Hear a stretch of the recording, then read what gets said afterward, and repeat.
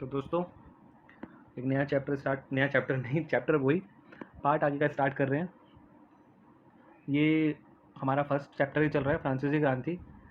कुछ भी समझ में ना आए कमेंट्स में डाल देना, मैं दोबारा बताऊंगा, ठीक है। ओके, तो अभी हमने लास्ट क्लास में कहाँ तक पढ़ लिया था कि उसने टैक्स बढ़ा दिया, उसके खिलाफ की साजिश रच रहे थे, बातचीत कर रहे थे, उसने टैक्स बढ़ा दिया। ये टॉपिक था जो हमने छोड़ा था, उसको आज हमारे आगे कंटिन्यू कर रहे हैं। लेकिन यार आप वीडियोस देख रहे हो बट उसको सब्सक्राइब नहीं कर रहे हो यार। सब्सक्राइब का बटन दबा दो यार, वीडियो के ठीक नीचे राइट साइड में आता है सब्सक्राइब का बटन। तो सब्सक्राइब के बटन पे आपको क्लिक कर देना है, साथ ही बेल पे, और कुछ नहीं चाहिए, ताकि जो भी कोई वीडियो आए डायरेक्ट आप तक पहुंच जाए। और अपन अपनी क्लास में या किसी को शेयर करते हो तो बस यूट्यूब पे इतना लिख के नॉलेज अड्डा क्लास 9 सबसे ऊपर आ जाएगा। सबसे पहला जो नॉलेज अड्डा होगा वो मेरा ही है, वो आप सबका ही है, ठीक है। तो चलो स्टार्ट करते हैं।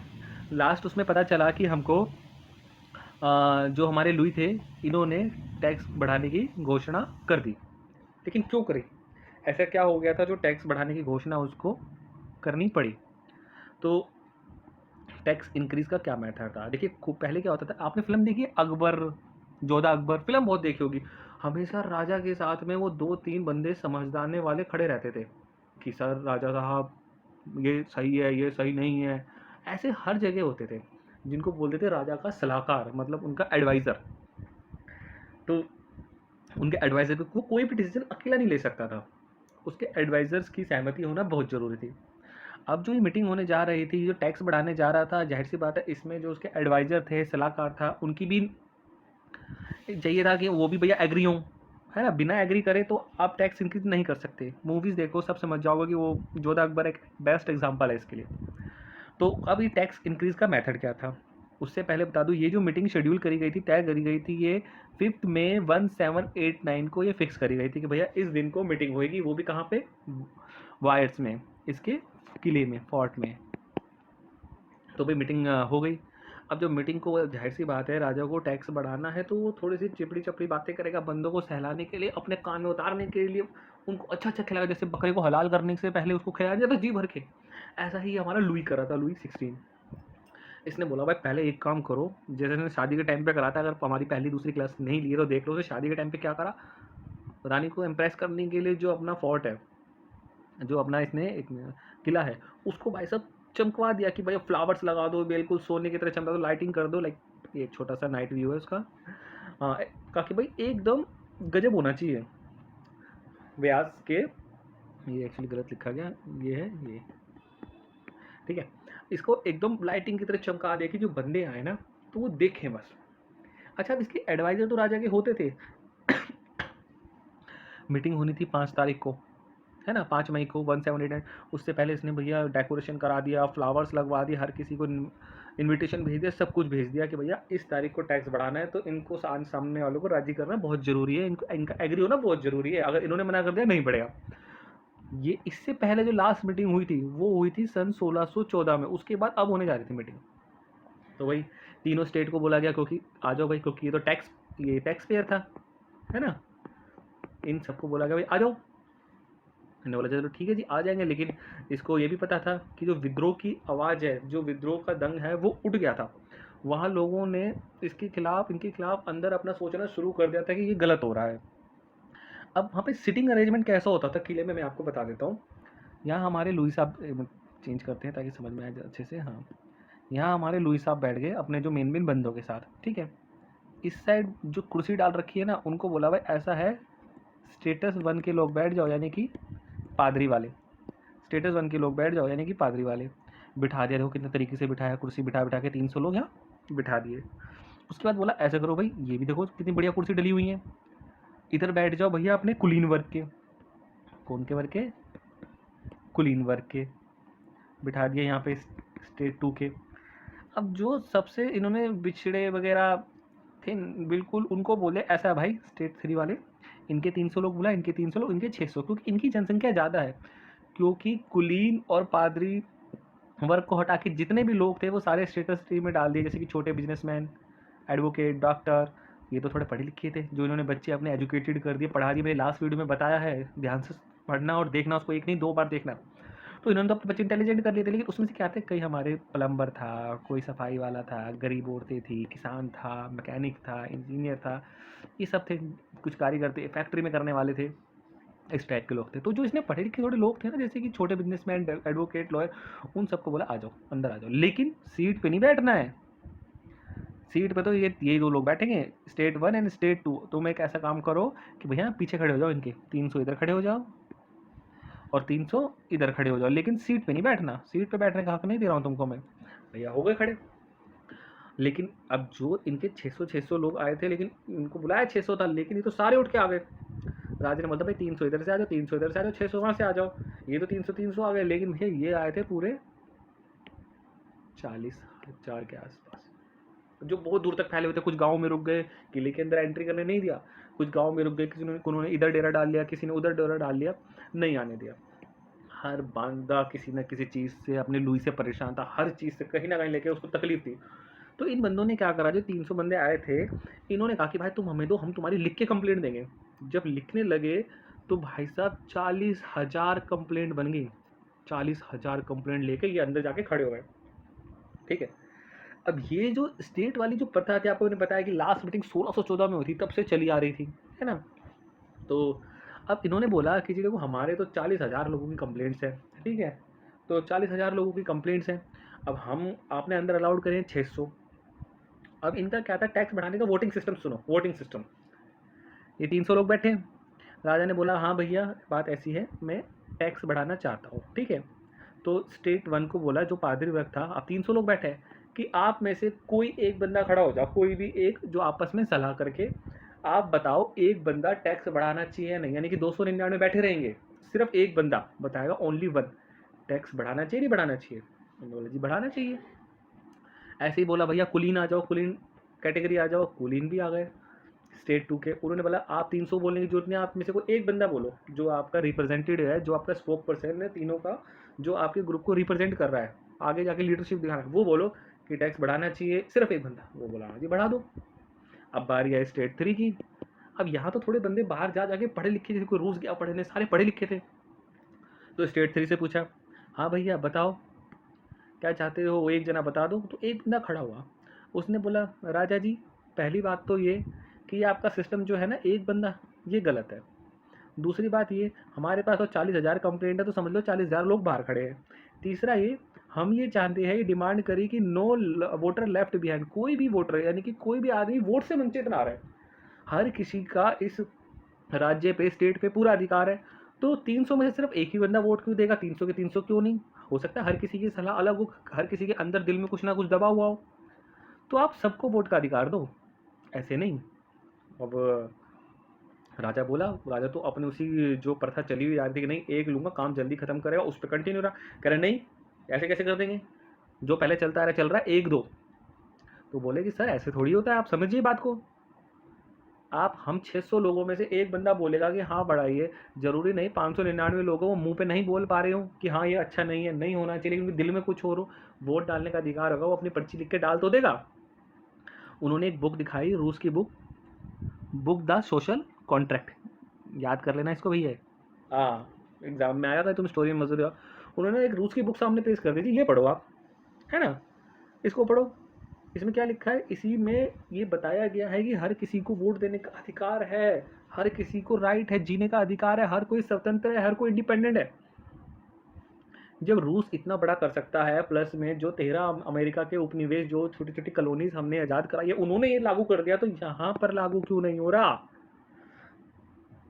लू अड़ा हुआ था, कह रहा उसे भी पता था, अंदर ही अंदर आइडिया लग रहा था कि अगर ऐसे करूँगा तो बात बिगड़ जाएगी।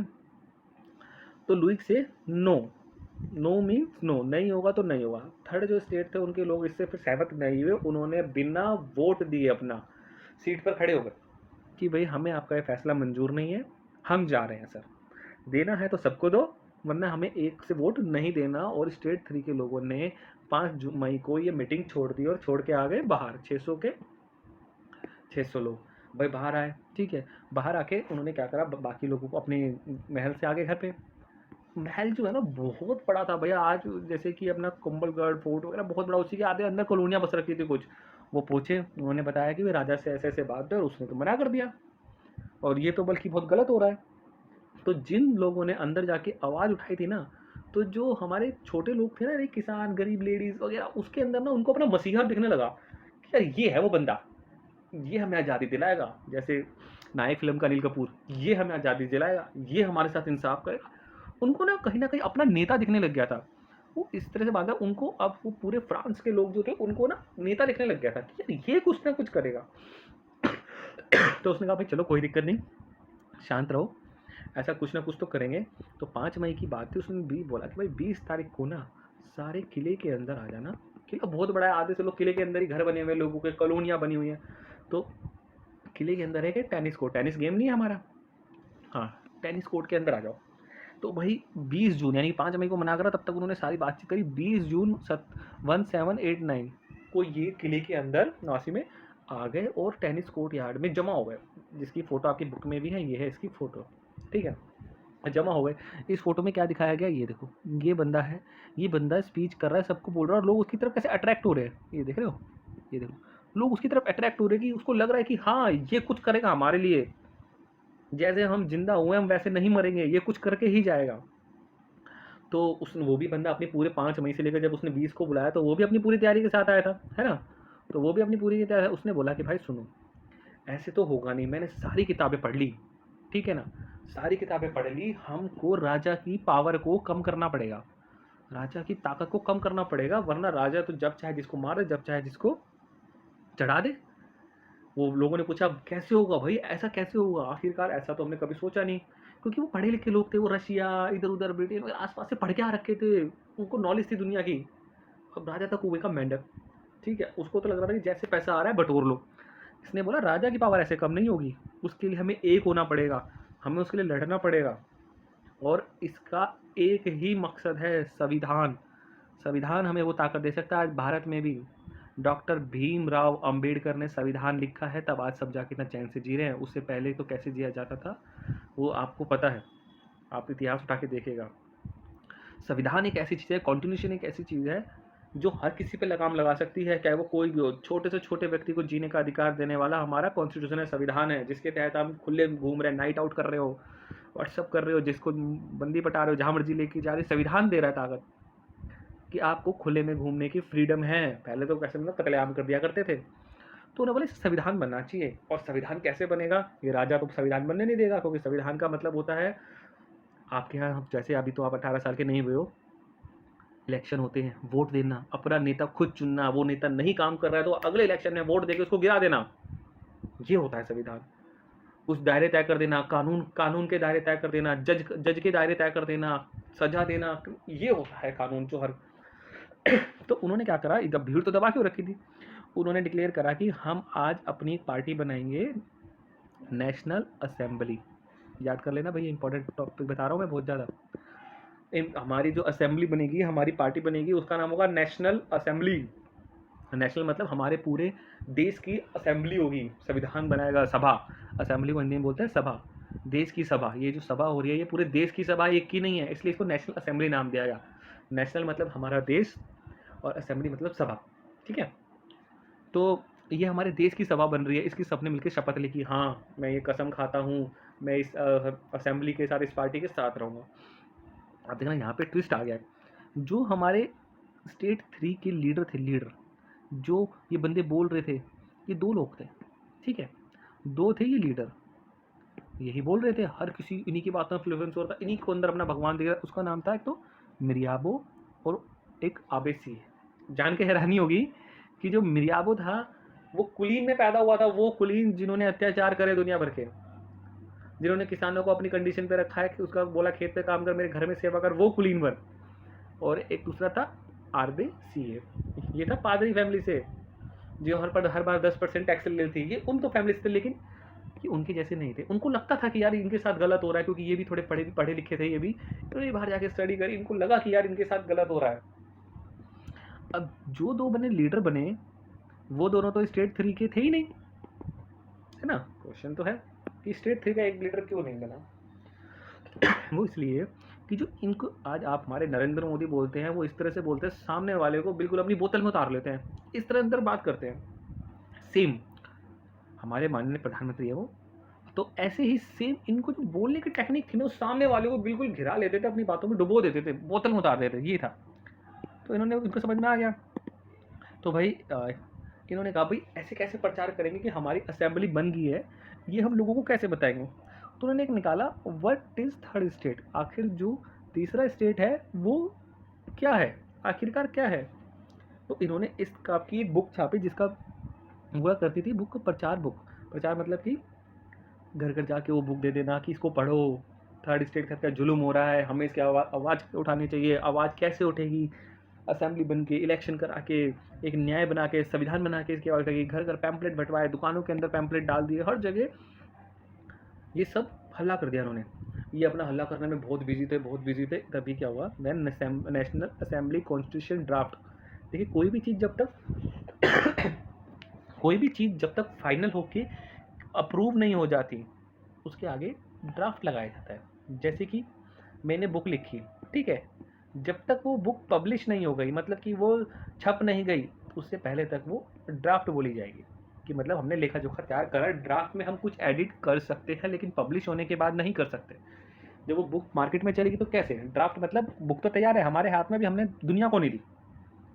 तो ये संविधान बना रहे थे। संविधान क्या कि भाई कानून होना चाहिए, जज होने चाहिए, कोर्ट होना चाहिए, मंत्री होना चाहिए, सरकारी ऑफिसर, ये बना रहे थे बुक में कि फ्रांस और रूस वगैरह का देखा कि हमारे देश में भी ऐसा होना चाहिए। इसका जिक्र मैंने अपनी लास्ट क्लास में भी करा है कि उनके माइंड में क्या था, अब उसे अपने माइंड को वो कागज में उतार रहे हैं कि भाई ऐसे करो, ऐसे बात बनेगी। यार ये सब चल ही रहा था, इतने में क्या हुआ, ठंड का टाइम था, बर्फ गिर गई। मैंने आपको अभी लास्ट क्लास में भी बताया था कि सपोज करो जीविका चक्र, ठीक है ना, कि कैसे चलेगा। सपोज करो बर्फ गिर गई, ओले गिर गए, फसल बर्बाद होगी, तो क्या होगा, सेम वो सिचुएशन हो गई। बर्फ गिर गई यहाँ पे, फसल खराब, जो लिमिटेड स्टॉक था वही रहेगा और नया तो आएगा नहीं। ब्रेड के दाम क्या हो गए, पाव रोटी के बढ़ गए, आसमान छूने लगे, आम आदमी की अफोर्ड से बाहर हो गए। और जो बेकरी होते थे, जो ये स्टॉक रखते थे, इन्होंने क्या करा, जमाखोरी। स्टॉक ना जमा करना मतलब कि मार्केट में मत निकालो, बना बना के रख लो, जितना हमारे पास है वो गेहूं से ब्रेड बना लो। जब लोग ज़्यादा भूखे होंगे उनसे ज़्यादा कीमतों में बेचोगे, ज़्यादा पैसा कमाएंगे। ये उनकी मेंटालिटी हो गई। अब क्या हुआ, इन सब के बीच में क्या हुआ, जब घर नहीं चलने लगा, जो फ्रांस की लेडीज़ थी उनको बड़ा आक्रोश आ गया कि यार ये क्या है यार, हम अपने बच्चों को नहीं खिला पा रहे, अपने पति को नहीं खिला रहे। वो बेकरी की दुकानों पे भीड़ लगी, लंबी लाइनें लगी। इतना तो उन्होंने क्या करा कि भैया बेकरी की दुकानें तोड़ के लूट लिया इन्होंने। ऐसा भाई तू खाने का देना होते, उसको लूट लिया, वहाँ से ले गए सब कुछ। क्या मैं इससे सीख रहा, मैं तो अपने बालकों को खिलाना है, अपने हस्बैंड घर चलाना है, तू दे। वो घूसखोरी कर रहा था, नहीं बेच रहा था, दुकानें बंद कर दी थी कि माल नहीं है, लेकिन अंदर सब कुछ भरा पड़ा था, वो बड़े बड़े सेठ को देने के लिए। भैया लेडीज ने लूट लिया। ये लूटते ही बात क्या हुआ, जब ये लूटा तो बात थी 14 जुलाई 1789, इसकी बात थी, है ना। 5 मई को मीटिंग हुई, 20 जून को पार्टी बनी, अब आ गए जुलाई पे, 14 जुलाई में, है ना। तो भैया 14 जुलाई 1789 की बात थी। आपके चैप्टर में पहले, सबसे पहले पेज पे जो इंट्रोडक्शन दिया गया है कि बंदों ने अटैक कर दिया, आर्मी बुला ली, 7,000 लोग जमा हो गए, वो क्यों हुए। सबसे लास्ट क्वेश्चन था ये, आखिरकार हुआ ऐसे तो क्यों हुआ। ये उसका आंसर है कि क्यों हुआ। समझ में आया कि क्यों हुआ। अब उन्होंने फसल खराब हो गई, है ना, अब इन्होंने कहा लूट लिया। अब ये बात क्या हो गई, ये बात पहुंच गई लुई तक। लुई कह रहा है यार इससे अच्छा मौका नहीं मिलेगा, एक काम कर,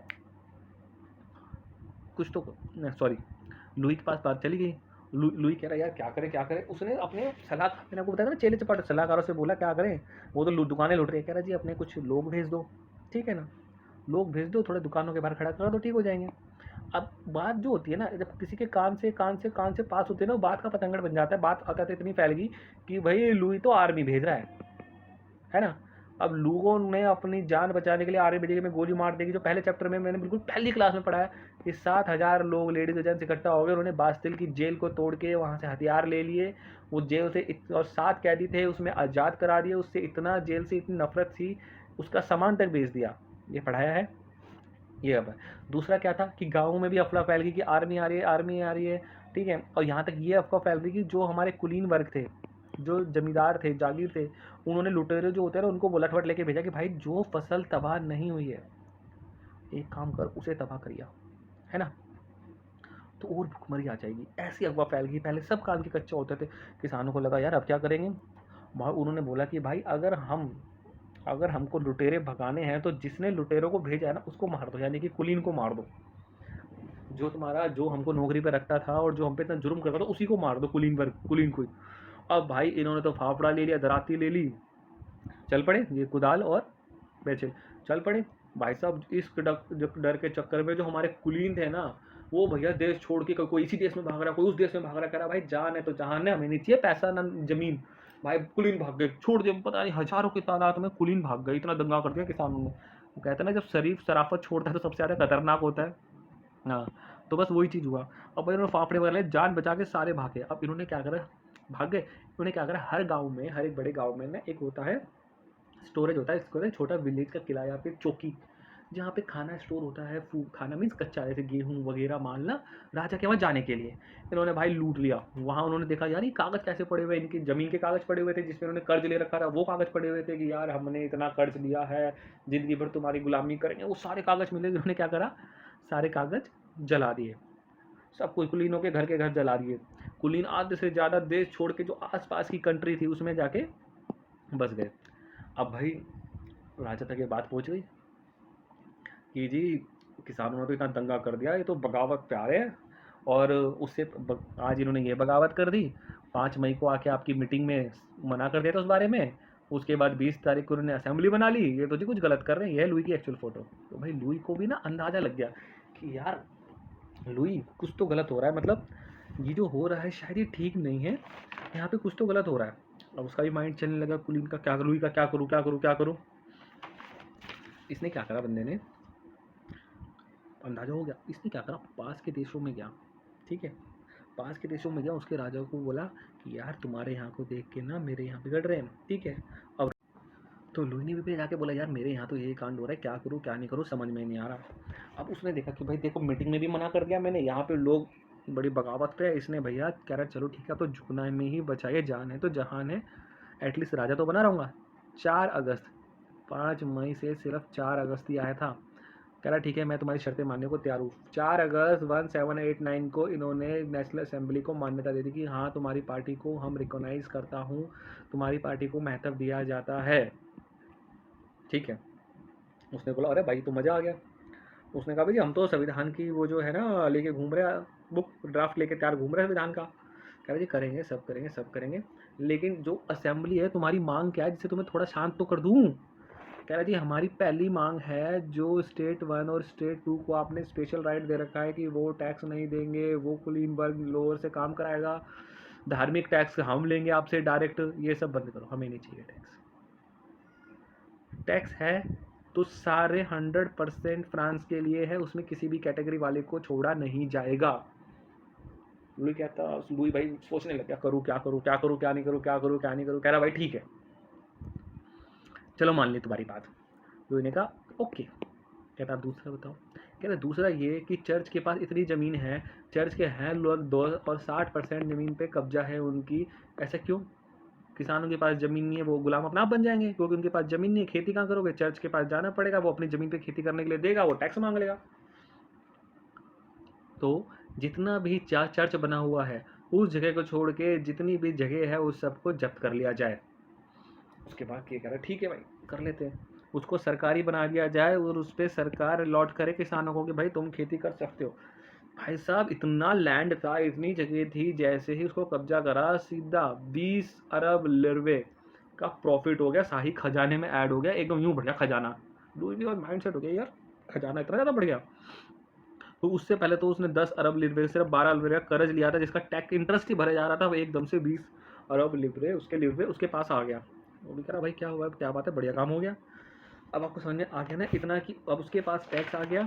अब जब असेंबली को उसने मान्यता दे दी है, ये 2 बात कर ली है उसने। अब ये यहाँ तक 4 अगस्त 1789। अब इसके आगे हम बात करेंगे 1791 कि जो ये असेंबली तो बन गई, इसने काम कैसे करा, इसने क्या सिस्टम बनाया जो लुई के सामने पेश करा, सब कुछ करा, कैसे क्या करा, ये मैं आपको बताऊंगा नेक्स्ट क्लास में। अब भी कह रहा हूँ वीडियो अच्छी लग रही है तो डायरेक्ट बैक मत करो यार, सब्सक्राइब क्लिक कर दो। ठीक है, चलो मिलते हैं नेक्स्ट क्लास में। Okay bye bye.